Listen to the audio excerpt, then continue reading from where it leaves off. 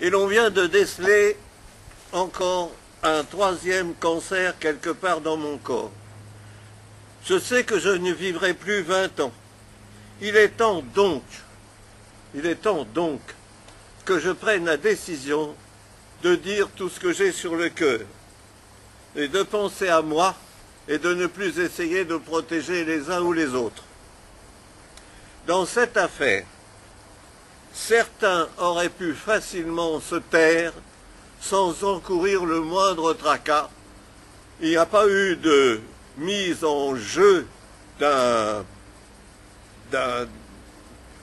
d'une délation contre quelque chose. Jamais les gens de la PJ ou les gens ou les Allemands n'ont pratiqué cette chose-là sur notre groupe, puisque avant que nous soyons arrêtés, le groupe de la PJ, la brigade spéciale antiterroriste, qui venait justement d'être créée, par l'intermédiaire des indicateurs de la Gestapo, Kosovo et Roibon, savait absolument tout, comme s'ils nous avaient passé, Chaban et moi, à l'interrogatoire. Je m'explique. Tout a commencé comme ceci. En novembre 1941, dans la salle de dessin de l'école Charlia, école d'électricité industrielle de Paris, qui forme des ingénieurs et des postulants à l'école des arts et métiers. Je parle avec un nommé Pierre Toff, qui faisait déjà, lui aussi, de la résistance dans la région parisienne. On parle d'un peu de tout, et puis on parle d'armes, et Pierre me dit « Mais toi, qu'est-ce que tu fous dans ton groupe ?» Ben, je lui dis « Moi, j'ai été chargé par mon chef de récolter des armes pour augmenter le stock que nous avons déjà, mais qui est bien petit et qui est surtout constitué d'armes en mauvais état. » Deux copains qui étaient en train de dessiner à côté, sur une table voisine des nôtres, ont entendu mon propos à Pierre Coffre et se sont adressés à moi en me disant « Mais Paul, tu cherches des armes ?» Ben oui, je cherche des armes.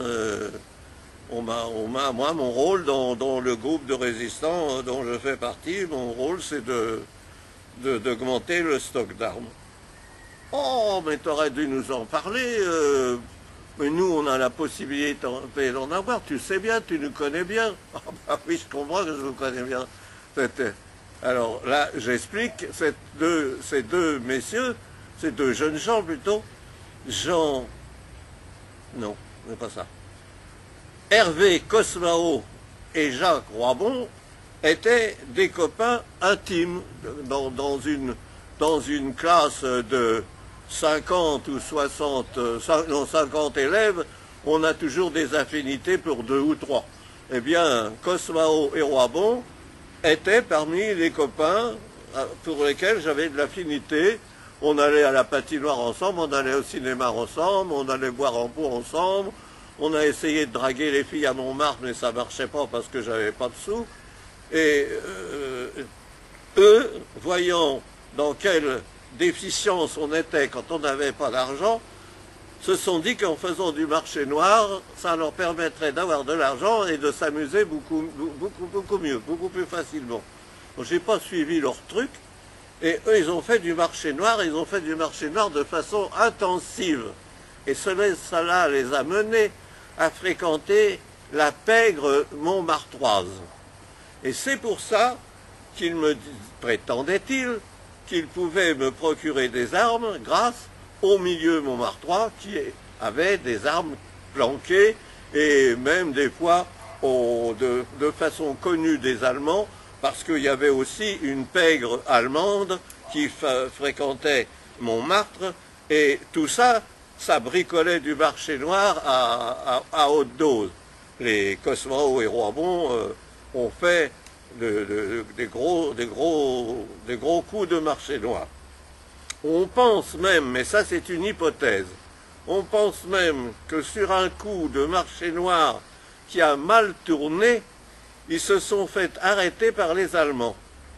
Mais comme ils n'avaient pas l'air de véritables ennemis de l'Allemagne, mais seulement des trafiquants de marché noir, qu'ils fréquentaient beaucoup avec le milieu des Allemands, qui faisaient la fête à Montmartre, les Allemands ont eu l'idée de leur proposer leur liberté, un non-lieu sur leur affaire de marché noir, en échange de renseignements qu'ils pourraient donner sur les milieux qu'ils fréquentaient, milieux scolaires, milieux sportifs, etc., et pour être les agents indicateurs de ces milieux-là. On sait par les pièces que l'on a retrouvées que notamment Hervé Kosmao est parti à l'école, dans une école de Gestapo à Bruxelles, où il a reçu une formation disons, d'interview de provocateur, quoi. C'est-à-dire proposer des choses aux gens et puis les faire parler de façon à recueillir le plus de renseignements possible.